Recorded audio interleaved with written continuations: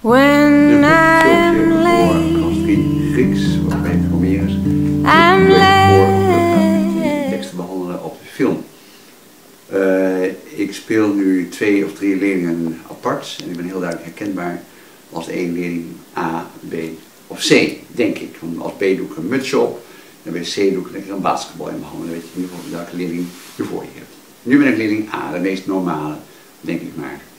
Oké. Als proef doe ik tekst 20c, Penelope en Odysseus, en ik vertel iets over de achtergrond en doe een paar regels daar in de behandeling. Niet allemaal, maar een stuk of 3 of 4. Het stuk heet Penelope en Odysseus. Het gaat erover dat Odysseus vermomd als bedelaar in het paleis is.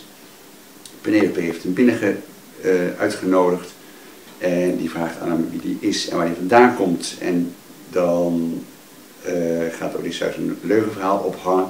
Hij gaat natuurlijk niet zeggen wie die is, want hij is daar juist incognito. Hij is natuurlijk beducht voor al die vrijers die daar in dat paleis zijn. Dus hij moet eerst een beetje afwachten en zichzelf niet bekend maken. Maar dan begint Penelope te huilen als hij zegt van ja, ik ben uw echtgenoot tegengekomen voordat hij naar Troje ging. Nou ja, en die bedelaar die kent dus Odysseus en dat gegeven dat doet haar in tranen uitbarsten zoals de sneeuw smelt in de bergen, zoals daar ergens in regel 11 staat. Een heel mooi poëtisch beeld. Dan ga ik vertalen vanaf regel 14 tot aan 18. O gunais sophroon, pausaiton dacryon, o verstandige vrouw, houd op met uw tranen. Ego gar peritunostu tu supposios ecusa, want ik heb gehoord over de terugkeer van uw echtgenoot. Pontas tus hetairus kai pasas tas naus ab olesen. Hij verloor al zijn makkers en al zijn schepen. Al autos zoals esti, Carthago als steenberij, maar zelf is hij levend. En zal weldra terugkeren naar huis, ons steen. Engus kai esti, kai hamaferei, ktermetapolla kai estna. Want hij is dichtbij. En hij neemt met zich mee vele bezittingen en edele bezittingen. Nou, dat is natuurlijk een mooi stukje, want met het laatste hij is dichtbij. Penelope weet niet hoe dichtbij hij is, want hij zit naast haar en dat heeft ze natuurlijk in de gaten. Dat heet dramatische ironie. Dat de lezer meer weet dan het personage zelf. Dat geeft een bepaalde spanning. Grammaticaal is het ook wel interessant natuurlijk. Regel 14, pausai is een aoristisch imperatief. Beginnen met ophouden met uw tranen, inclusieve aoristis. Ergouza heeft een afgesloten aspect. Ik heb gehoord over de terugkeer van uw echtgenoot. En ik heb verloren hij heeft verloren al zijn makkers en al zijn schepen, Pasa's, Taasnaus. Dus hij ging natuurlijk naar Troje met heel veel schepen en was natuurlijk een koning van een volk met veel schepen. Maar het terugkeren deed hij alleen, zonder schepen, alles was verloren. Maar hij is zelflevend en binnenkort komt hij weer terug. Dat is 20c. Hallo, ik ben leerling B, herkenbaar aan mijn fraaie en charmante mutsje. Fantastisch. Ik ga een stukje voorlezen uit een vertaling van van Zuiderwijn, van de Odyssee van Homerus. En dan zul je zien dat tekst 20c, die we net lazen, met leerling A, dat die sterk gebaseerd is op het origineel van Homerus. Eerst de vertaling uit boek 19, dat heet officieel boek Touw, van de Odyssee van Homerus. Ik zal ook eventjes aangeven als we iets bekends tegenkomen. We beginnen met 262. Odysseus is aan het woord. Hoog geëerbiedige vrouw van de zoon van Laertes, Odysseus, schendt niet langer uw mooie gezicht en smelt niet in tranen weg om uw man te bewenen. Niet dat ik er tegen bezwaar heb. De menige vrouw heeft wel tranen gestort om een mindere echtvriend, die in een wettige liefde verenigd zijn kinderen baarde. Dan Odysseus, die, wordt gezegd, aan goden gelijk is. Dat is natuurlijk een beetje legt over zichzelf. Odysseus is het echt wel waard om een beetje verdriet om te hebben. Het gaat om hemzelf. Nou ja. Droog deslangs uw tranen en luister goed naar uw woorden. Want ik zal u de waarheid vertellen en niets u verzwijgen. Ik heb gehoord dat Odysseus terug is gekeerd en hier dichtbij zich in het vruchtbare land moet bevinden van het volk der Thesproten. Levend en wel, dat hij een schat aan bezit mee naar huis brengt, dat hij verkreeg van het volk.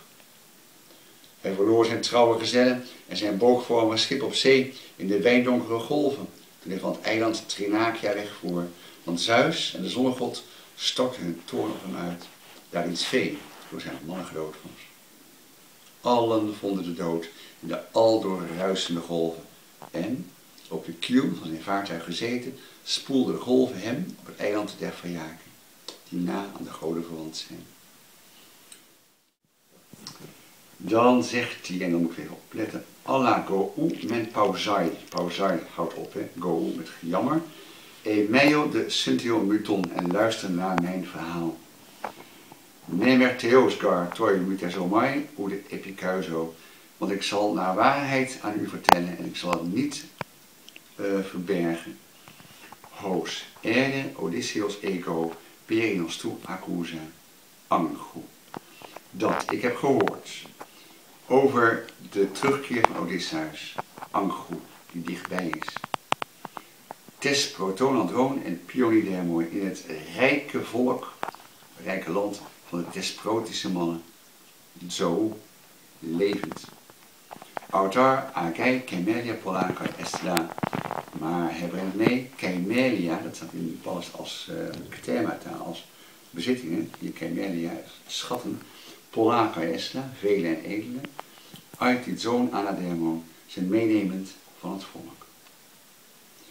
Atar erireras hetairus oles, caine aglaferen in oinopi pontoi, trina quies aponesun io.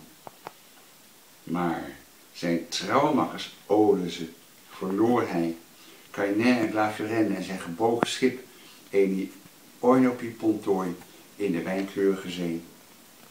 Trina quies aponesun io, gaande van het eiland Nerso Thrinakia. En Thrinakia, dat is een andere naam voor Sicilië. Zo zit dat. Tot zover. Hoi, ik ben leerling Seep. Ik ga zo buiten spelen met de basketbal. Maar nu moet ik even iets doen over Homerus, want dat moet van mijn leraar. Sympathieke man. Oh ja. Ik ga iets voorlezen uit de Odysseus in het Ros. Dat is de bewerking van de Odyssee. En dan moet je maar eens kijken of dat een beetje overeenkomt met het origineel, ja of nee. Ik laat een stukje horen van Penelope, die praat tegen Odysseus, de bedelaar, en dan hoor je ook hoe Odysseus straks zal antwoorden. Oké, Penelope, die zegt, nee mijn vriend, die kleren gaf ik hem mee. Ik haalde ze zelf uit de voorraadkamer en ik stak de gesp erop vast met mijn eigen handen. Ik hoopte dat Odysseus aan me zou denken als hij me onderweg vond. Ach, Odysseus, Odysseus. Ze smelt weg in tranen. Odysseus houdt zich met grote moeite in bedwang. De liefde voor zijn huilende vrouw overweldigt hem, maar hij blijft waar hij is, zonder dat ik hoef in te grijpen. En ik, dat is een dienaar daar aan het hof. Huil niet, koningin. Luister naar het nieuws dat ik heb gehoord van de Thesproten. Odysseus leeft. Hij leeft en hij komt naar huis, zodra hij een orakel van Zeus heeft gehoord in Dodona. Ik wil erop zweren, bij Zeus en alle goden. Deze maand, tussen het laatste en het eerste kwartier bij donkere maan, is Odysseus in zijn paleis. En de rijk verzamelen leugens met een ware eed aan het slot. Het is donkere maan. Odysseus neemt het zeker voor de onzeker en tart ons niet met een valse eed. Zelfs niet in dit soort noodsituaties Zeus. De verstandige Penelope is trouwens niet overtuigd. Ze heeft te veel zwervers met goed nieuws meegemaakt. Ik zou het graag geloven, maar ik weet in mijn hart dat Odysseus nooit meer thuis komt. Laten we morgen verder praten. Het is tijd om te gaan slapen. Ik zal de slavinnen roepen om een voetbad te geven en een bed. Geen voetbad, geen bed. En dan komen we zo in tekst 20 delen. Eurykleia, de voetster, de voeten moet wassen van Odysseus. Maar dit stukje is duidelijk, hè? Het is heel erg duidelijk gebaseerd op de Odyssee, maar ook weer een beetje veranderd. Want hij zegt hier van nou, Odysseus komt thuis zodra hij orakel van Zeus heeft gehoord in Dodona. Dat is helemaal verzonnen door Immutros. En tussen het eerste en laatste kwartier bij donkere maan komt hij in zijn paleis. Ook dat is allemaal nieuw. Maar de setting is hetzelfde en de gang van het verhaal, de lijn van het verhaal is natuurlijk ook hetzelfde. Ja, bij deze.